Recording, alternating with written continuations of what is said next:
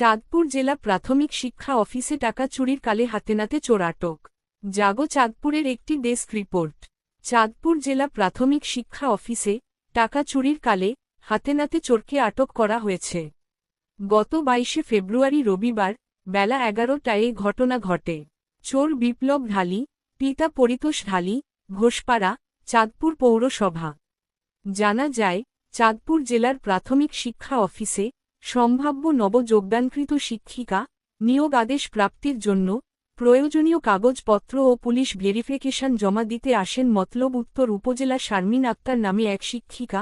তার ব্যাগ থেকে কৌশলে নগদ 5,000 টাকা চুরি করতে গেলে জেলা প্রাথমিক শিক্ষা অফিসের অফিস সহায়ক মশিউর হাতে নাতে ধরে পেলেন।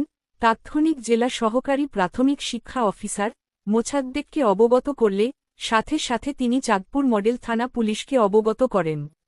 চাঁদপুর মডেল থানার এসআই মহসিন সঙ্গে ফোর্স নিয়ে দ্রুত ঘটনাস্থলে ছুটে আসেন। পরে শারমিন আক্তার দয়া করে উপস্থিত সকলের সিদ্ধান্ত মতে পরিবারের সকলের মুচলেকার বিনিময়ে তাকে ছেড়ে দেওয়া হয় এবং সতর্ক করা হয়।